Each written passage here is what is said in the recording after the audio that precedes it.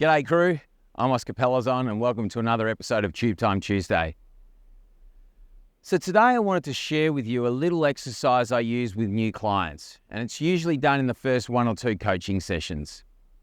And it's a great exercise to help people get a better understanding of themselves, their business partners and their staffs, and possibly even their clients. And it has to do with the fact that we each make decisions in a different manner. Like everything, we're individuals and not everyone processes information or makes decisions in the same way.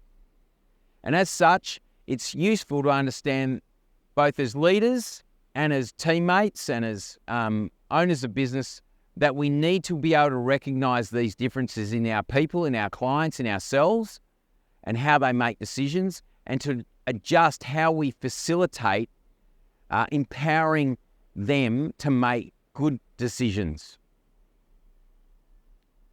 So I typically group people into 3 different categories when it comes to decision making. So firstly, they're thinkers. Secondly, they're feelers. And thirdly, they're knowers. So it's important to understand the traits of each and what they need to enable them to make great decisions. And it's also quickly important to understand that one is not better than the other. It's just about recognizing it, raising awareness for yourself, and allowing yourself to adapt to the person and the situation. So thinkers. Thinkers, they use this. They use their brains, their head to make decisions.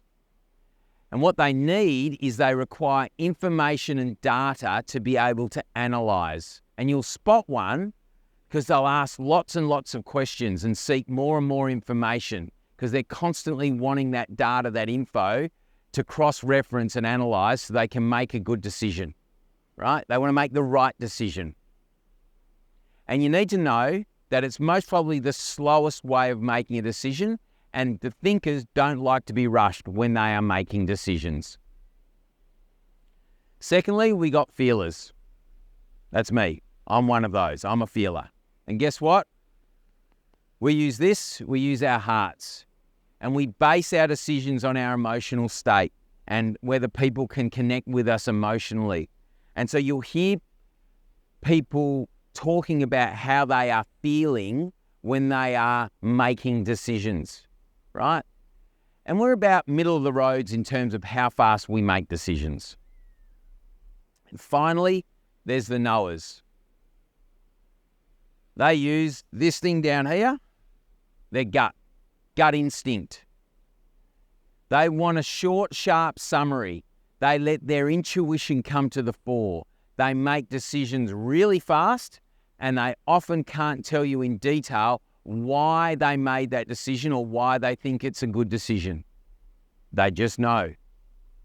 Now, I say that you have a primary way of making decisions and a secondary. And then there's one that doesn't get used very much. Now, as I said before, this isn't about what's right or wrong or changing. It's being aware of how you do it, how you make decisions, right? And we also say that with really important decisions that you need to check with all 3, your gut, your heart, and your head, right? So if you're not much of a thinker, if you're a feeler and a knower, when you've got an important decision,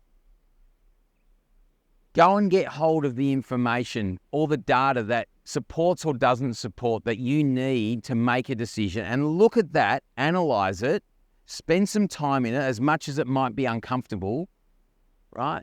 And see if the thinking part of you, the decision based on the thinking, is congruent with what your gut and your heart is telling you, right? Nothing too scientific, but it's useful to understand how we make decisions, how people in your business make decisions, and how your clients make decisions, so that you can ensure that the right decisions are being made. And the right decisions will drive the long-term success, profit, and value of your business. That's it for me today. I look forward to you joining me next week for another episode of Tube Time Tuesday. Happy days. Yewww! Sounds correct.